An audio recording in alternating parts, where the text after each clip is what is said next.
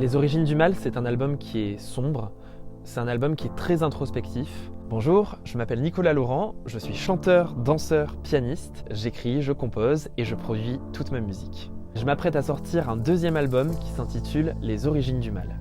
Les Origines du Mal, c'est un album qui est assez sombre, qui est à la fois introspectif mais qui est aussi très dansant. Et l'idée de cet album, c'est de partager des convictions, de partager des engagements. Cette idée, elle m'est venue juste après mon premier album que vous connaissez qui s'appelle La Galerie des Anonymes. Ce premier album, je l'ai sorti il y a quelques années. C'était un album qui proposait de partir à la rencontre de héros de l'ordinaire. Et c'était un album qui était très tourné vers les autres, mais qui ne partageait pas forcément ma personnalité. J'avais le besoin de m'affirmer. Les Origines du Mal, c'est vrai que c'est quand même un album qui propose de revenir aussi sur mes convictions, sur ce que j'aimerais défendre dans le monde.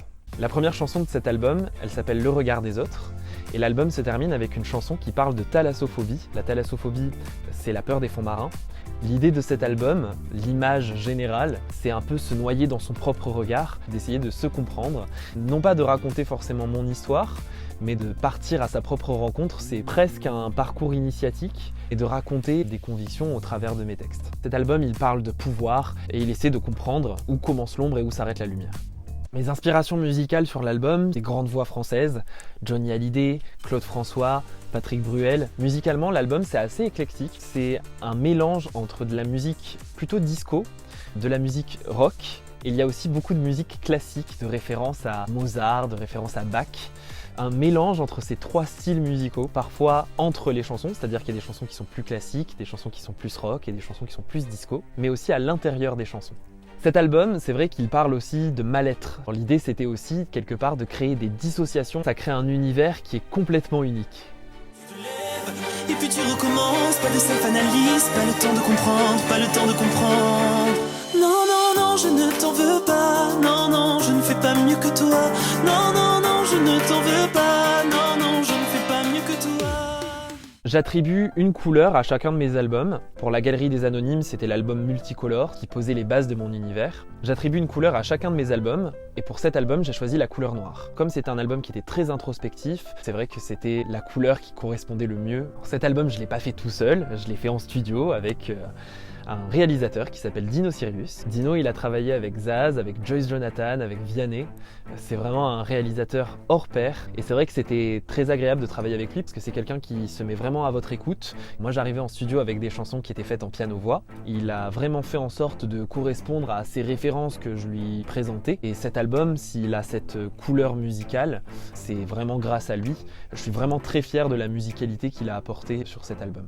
Et pour vous présenter cet album, j'ai fait une petite sélection. Cette sélection, c'est 7 singles, les chansons les plus radiophoniques, les plus accrocheuses. Et dans les chansons de cette EP, vous allez pouvoir déjà avoir une première approche des thématiques de l'album. Sale sorcière ou Belle illusion qui parle du droit des femmes. Il va aussi y avoir des chansons qui vont parler de marketing dans l'industrie musicale. C'est une chanson qui s'appelle Les Monstres, dont je suis très fier, qui est très rock. Et il va aussi y avoir des chansons comme Pas le temps. Moi, je suis quelqu'un de très engagé pour le droit des enfants. J'ai notamment chanté pour l'UNICEF, mais j'ai aussi créé un label associatif qui propose d'organiser des ateliers dans des établissements scolaires pour permettre à des enfants de s'épanouir artistiquement. Le droit des enfants, ça a toujours été quelque chose pour lequel j'ai vraiment été très engagé. J'avais envie de le refléter dans cette EP et je le fais à travers la chanson Pas le temps.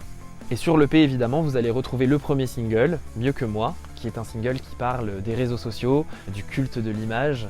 Cette chanson, vous la connaissez, vous avez notamment vu son clip qui est disponible sur YouTube. Une réadaptation du mythe de Narcisse dans un univers qui est très disco. Donc on retrouve encore une fois le mélange entre les styles musicaux et l'aspect très éclectique de l'album. La chanson sur laquelle j'ai préféré travailler sur cet album, je dirais que c'est La Flûte enchantée, parce que c'est une chanson qui fait référence à l'opéra de Mozart, et c'est une chanson qui est vraiment très éclectique, à la fois dansante, à la fois intimiste. C'est aussi une chanson qui a rendu complètement fou Dino, puisque je lui ai fait exporter la chanson peut-être une vingtaine de fois.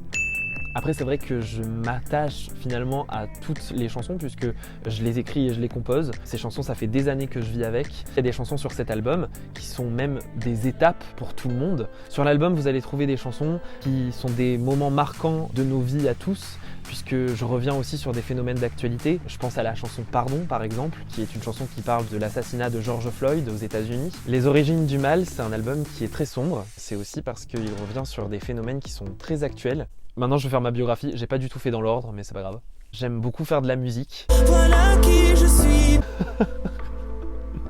Ma carrière musicale, elle a démarré quand j'avais 17 ans, un rôle dans une comédie musicale. J'ai été repéré par un monsieur qui s'appelle Eric Benzi, qui m'a proposé de participer à une comédie musicale qui s'appelait Un été 44. J'ai passé mon bac en candidat libre avec le CNED. Je montais tous les soirs sur scène, 5 fois par semaine, et j'interprétais un rôle de jeune résistant normand. Mais en parallèle, je devais passer mon bac, comme tous les lycéens du monde, et j'ai réussi à l'obtenir mention très bien par mes propres moyens. Après cette comédie musicale, j'avais envie de reprendre mes études, et donc j'ai passé le concours de Sciences Po Paris, que j'ai obtenu, et je suis diplômé d'un master communication, médias et industrie créative. Mais c'est vrai qu'en parallèle de mes études, j'avais vraiment cette envie de faire de la musique. J'avais vraiment ce besoin de continuer à avoir une démarche artistique. Donc j'ai monté ma propre comédie musicale, une réadaptation de Grise. Puis j'ai aussi commencé à écrire et à composer mes propres chansons. C'est vrai que j'aime bien avoir une vie qui est très rythmée. Je me lève très tôt le matin, à 6h, je suis à la salle de sport où je fais de la natation ou de l'escalade. Généralement, je fais 2 heures de sport pour commencer ma journée. Et le soir, quand je rentre chez moi, je prends mon piano, je prends mon enceinte et je vais faire des animations dans des restaurants. Tout cet univers musical-là, j'ai mis des années pour le créer. Aujourd'hui, il est en chemin. Donc si ça vous intrigue, n'hésitez pas à vous abonner, que ce soit à ma chaîne YouTube ou sur tous mes réseaux sociaux, parce que je suis partout, sur TikTok, sur Instagram, sur Facebook, sur Twitter et sur Threads. N'hésitez pas à vous abonner, parce que cet album, il est en chemin et il arrive très bientôt. L'album Les Origines du Mal.